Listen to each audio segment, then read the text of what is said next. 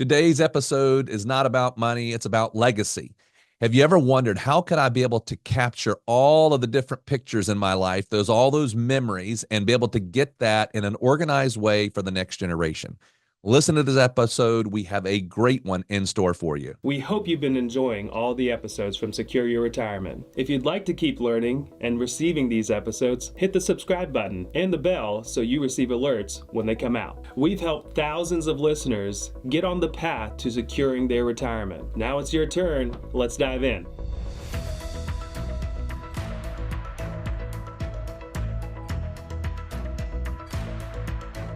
Welcome, everyone, to Secure Your Retirement Podcast. We are very excited to talk with you today. You know, whenever Merce and I went back, we've been doing this now for almost 5 years on the podcast. And when we started the podcast, we said that we really were focused on 3 areas. And one of those was really legacy and things that a person could do to how would they collect, or how would they be able to present or communicate maybe some of their memories or maybe some of their thought processes to the next generation. And so today we're excited. We've got Angela Andrew from Mylio.com, as well as their service, which is rather unique and really helping us collect those, or let's say preserve the memories. And we'll get into what that really means. But before we do that, I'd like to say, Angela, thank you very much for coming on and chatting with us and our listeners today. Thank you so much for having me. It's a pleasure to be here. Great. So real quick, I think just to get us started, because I've kind of teased this up as to what our memories are about here, but I think that when I think about what your service does, and we'll just do the reveal, it's really around this idea of how do I keep all the pictures of life that I've got. I mean, I am 52. So I have boxes at the house of pictures of my kids and of me growing up and all this kind of stuff. And they're all boxed up. And I always, don't look at them because they're in boxes. They're in we put them in shoe boxes like you used to do that. Then I've got many, many, many pictures on my phone. My wife has many pictures on her phone. Kids have pictures on their phone. And I think your service, let me just ask you, and describing what I just got, what does your service do to help me? So, Mylio is an application and a service. The application gets downloaded to your devices, so your phones, your tablets, your computers, and it gives you a place to bring in all of your media from all of these different sources. So, for someone like you who has boxes of images, we have a service that can help with scanning, or we can help connect you with people who also do that professionally if you have something more than what our service can handle. If you have old hard drives of pictures, because you probably have stuff that pre-iPhone that you were still taking digital, you might have had a digital camera before that. So you've probably got some DVDs of pictures and CDs of pictures and things like that. We give you a place to help you collect all of that into one single library. You can add in things if you have a family plan, bring in stuff from your spouse, you can bring in your kids' pictures and have one centralized family library. What Mylio does at that point is it then can synchronize that library between all of your devices so everybody has access. You can even set up family specific permissions so certain people can access certain things or be able to modify certain things. And then we also give you tools to help you get them backed up. So that way you don't keep everything in one place and have that possibility if you lose your phone, you lose really, really important memories. So what we want to do is give you that peace of mind and security to where things are protected. And then as you're bringing in all of those old pictures, Mylio also has some great tools to help you add details. So if you're bringing in those scanned photos, to correct the dates, to add face tags, it's got amazing facial recognition. It's got these beautiful views that kind of auto-organize everything for you. So if you don't want to get too into the weeds with dragging and dropping things into specific folders, there's a lot of stuff Mylio does that makes it a really beautiful interface for anybody to interact with. Gotcha. So I'm hearing that it helps tremendously with organization, but also granting access to family and whoever you want to grant access to, and then kind of securing it in a good place. So with my phone, and I think with a lot of people that, in the Apples and the Androids of the world, you back up to iCloud, or I actually go to Google Drive or Photos or whatever they call it now. And so how would Mylio be different from just a backup type of scenario where you take the picture, it goes into your phone, and then automatically gets backed up to Google Drive per se? How is Mylio different than that? Well, let me frame it this way. So One statistic I recently saw was only 1 in 4 people are paying for additional cloud storage, whether that's Google Photos, whether that's through Apple Photos, whatever. That means that 3 out of 4 people are not actually backing their things up. If anything is stored on iCloud, it's going to be low resolution and possibly not everything. Most everything at that point is going to be stored locally on their device. So they may be thinking that they're backing up, but they're not. The second point I would bring to that is when you have a service like Apple Photos or Google Photos, which are both great tools, that's still putting your stuff all in one place. And I like to really promote the 3-2-1 backup scenario. So, as with any important digital files, you want to have 3 copies of your stuff on at least 2 different types of media, with one of them offsite. The cloud is that great offsite option. So if you're backing up things to Apple Photos, you're paying for that service and you know that stuff is there, that's great. But if Apple or Google has a data breach, that could be your stuff gone. Or you hand off your phone. I've seen this happen and it's really, really sad. But maybe you hand your iPad off to your grandma to look at some pictures. And while grandma's surfing, she gets a notification that she's out of storage space and pops into settings. And without realizing what she's doing, deletes your Apple Photos library.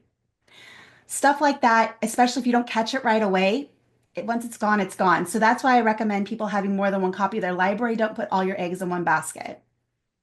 So I've got a question that's a big one. I hope I can explain it the way I need to. So let me give you context. A little bit ago, my mom passed away. My brother and I and sister are going around and we're trying to find pictures. We were trying to build this presentation that we were going to have. So we're all looking for pictures. You know, I'm looking for pictures. They're looking for pictures. And so we're trying to compile those pictures that are really special to us, but maybe not as special to another part of the family. So my Sure. question is, I know that this sounds like something I think we can connect each other, but I'm going to ask it in 2 parts. Number one, how is it that we could connect each other as a family? And then I'm going to ask a second one. Maybe you can talk about both, but is the other part is like, what if I've got a segment of family maybe on one part of the family that's going to be really interested in these pictures and I want them to have a part of this part of the program, but maybe the other side, my wife's side of the family or whatever, we maybe have a whole different set of pictures that this part of the family is not that interested in. Does that make sense? And how I'm trying to Absolutely. segment what we would have access to and who would be interested in it? Yeah, so our family plans are specifically tailored for that.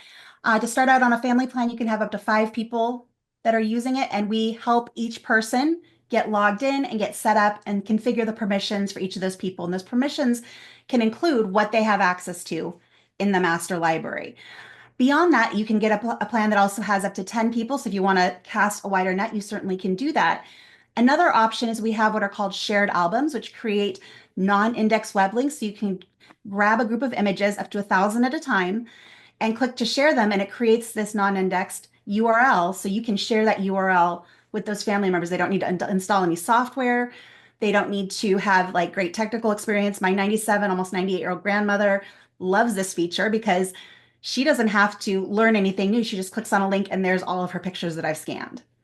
So that's another way to do that. So especially if you're, pulling things together for a memorial, having those shared albums and being able to, in your library, find all of the pictures of your mom and put those into an album, and then you can share those with the rest of your family.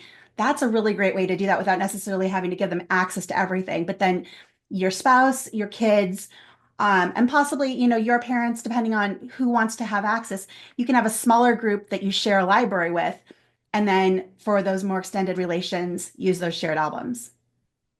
Gotcha. So let's talk a little bit more about the organization of what Mylio does. So, the one I don't know, maybe I'm not using Google Photos right, is it all just gets dumped in there with no real organization to it. As far as I think it does it chronologically, so you do have the year, but when I'm trying to go find a picture, I'm pretty much just trying to remember in my head what year was it done, was it in the summer, in the winter, and I'm kind of just scrolling around. Now there are some facial recognition things that are coming up through those apps, but it's not all that great yet. So what does Mylio do to help you organize? And you mentioned tagging, so that sounds interesting.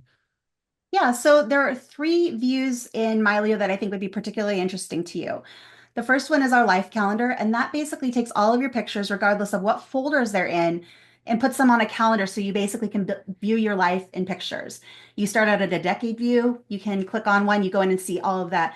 the years in that decade. You click on a year, you see all of the months, and you can go in closer and closer and then see details of those pictures. So if you're somebody who likes to find things based on when they happened, that's a really great view. For our modern pictures, especially those coming off of our mobile phones, most of those have GPS tags. So we also have a map view. So if you're someone who likes to find things based on where they happen, you're like, I know we went to the Grand Canyon. I can't remember when it was, but you can zoom in on the map and you can find the Grand Canyon and bam, there's all those pictures. That's a great way to find things if that's the way your mind works. And then finally, one of my favorites is our people view. And this is where when you've gone in and tagged people, so just to back up a little bit, when you bring new media into Mylio Photos, it scans for recognizable faces. You can then go in there and say, this is Susie, this is Tommy, this is whoever, and you assign those names. Once you've tagged somebody 5 to 10 times, the AI gets smarter and it starts to group together similar pictures of that person. So you can quickly go in and batch tag. And that way it allows you to work through your entire library of tagging people very, very quickly. Once you do that, then you can go into what we call the people view, and you will have a collection there for each person. So you want to find all the pictures of your mom, you go to her picture there and you click on it, and there's all of the pictures of her. We also have some amazing search and filter tools. So if you don't want to use those 3 views, you're just in the all photos view, which is that kind of infinite scroll view. You can just type in a search and it's going to search all of your metadata that's in your pictures. So the places, the file names, titles, captions, keywords, any of that kind of stuff. It also has AI object recognition. So it recognizes over 1,000 different facets of your picture, from different objects to different visual properties. And so you can search by the color blue and it'll pull up everything that has a heavy blue color in it. You can search for water. You can search for, all sorts of different things. So depending on how your mind works and how you recall memories, there is a way in Mylio to get to that memory. Now, as I'm thinking about this, I don't, again, I'm not very tech savvy, so I'm thinking in terms that may or may not be correct. But let's say let's say I'm on my phone or tablet or whatever I'm in, and I'm looking at my Mylio app, and technically, I guess my pictures are not necessarily. I know you said we could store through the Mylio, but it's not really stored there. But I'm viewing it through the app. So if I'm on my phone and I see one and I want to share it, am I doing it pretty much the way I would share a picture on my phone? Very similar, yeah.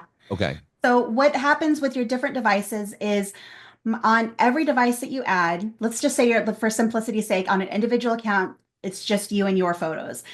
So on every device, it's going to store the database file for Mylio. It's going to store a thumbnail of each of your images, which are really teeny, teeny, tiny versions. And it's going to store an XMP file, which is your metadata, all the information about your pictures. Then on devices where you're viewing, such as like a phone or a tablet, default setting is what we call Space Saver. And on these devices, we will store as many optimized versions of your files as we can. These are about 5% the size of your original, so it allows you to have very good quality viewing images on all of your devices, even if you don't have connectivity to your home device. You then have the option, if you're using one of the cloud options that we talked about earlier, or you have a computer home, your device that you're out and about with, say, your phone, you can pull down that original quality file to your phone if you want it. But that optimized version is for most people perfect for viewing on a screen, for sharing, things like that. So you would just click the share button. You can, it'll access the share sheet on your phone. You can send it to your email, your text message, your WhatsApp, or whatever you want to use. Got it. So can we help us understand a little bit of, I guess maybe the security around it, or safeguards that are in place, and just because it is someone's entire life, and you hear every other day about things getting hacked and their information getting out there. So how secure is this? So it's as secure as your own computer is. So Mylio runs primarily on your local devices. You do have the option to use cloud storage, and when you use cloud storage with Mylio, it gives you the option to encrypt it. So that cloud service cannot see your stuff. Additionally, because you're focused on your own local storage, say your pictures are on your hard drive, Mylio never sees any of your stuff. So we don't see anything. It's very secure. It's very privacy centric.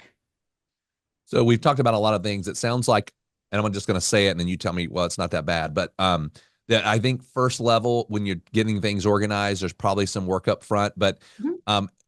how would you describe, like, if I did this compared to me having all the pictures on my phone the way I have them right now, or whatever, does it make it more simple for me ultimately? And how does it make it more simple? So yeah, there is certainly some effort to put in up front. This is a project that you kind of have to have a labor of love, and you want to go in there and make this a better thing than what you have now. So right now, most of us, we go on our phones, we want to find something, we're in that infinite scroll mode. Once you get things into Mylio, you've taken that time to do that organization, you've tagged the faces and so forth. The search tools in Mylio are very, very powerful, and those are going to make your life easier. So when you do need to put together that, celebration of life slideshow, or, celebrate your kid's graduation from college, and you want to do that, birth to 18 years old slideshow, all of that stuff is there. And then for all of your older memories, if you've gone and you've added some context and stories, you can add titles and descriptions. Those details are what are going to get passed on to the next generation, because your pictures from when you were a kid are going to mean nothing to your kids. They're going to look at them later on in life and be like, I don't know who these people are. So taking the time now to add that context and that information is what makes those memories valuable and much more tangible as you pass them on. Sure. Yeah. So it sounds very interesting. And if someone is interested, wants to learn more about Mylio, what's the best way to do, and to kind of understand how do I sign up? What's like the cost structure? What's the best way for them to look at all that? Excellent. Yeah. So they can go to mylio.com, mylio.com, and you have the option there. You could sign up right away if you wanted to, but you can also book a one-on-one demo. So you get a Zoom call with one of our experts. They will talk you through the options and take a look at what you're trying to accomplish and guide you in the best way to do that. If you do decide to sign up at that point, you will get handed over to one of our onboarding experts, and you will have help setting up those first devices, doing your first import, getting to a point where you're comfortable with the application so you can move forward. At that point, we have a ton of education and support available to people who want to go further. The cost structure, it starts as low as $20 a month for an individual plan. Family plans are more expensive, but you can talk through those options and see what's best for you when you talk to one of our advisors. Well, Angela, thank you very much. I know that a lot of us, I think most people, once you kind of live life and you're down into the retirement years, you want those memories collected. And I think it's great. I know that we were sitting looking at older pictures as we did this with my mom, and we're like, who is that? And we had no idea. And she's not with us to tell us. So we had to guess, or maybe go talk to an aunt or something else like that. So just that one feature, I think, would be something that could be very beneficial. So thank you very much for coming on and talking to us. We certainly do appreciate it. My pleasure. I'm glad to be here. We hope you have enjoyed this episode of Secure Your Retirement. If you would like to learn more, we have actually created an online course called 3 Keys to Secure Your Retirement. This video course helps you to think through all the different steps as you get ready to plan for and live throughout retirement. You can access this by going to our website, pomwealth.net. In addition, you can also subscribe below to our podcast called Secure Your Retirement. For more retirement tips, check out these videos. Also, if you find them valuable, please subscribe to our YouTube channel and give us a like.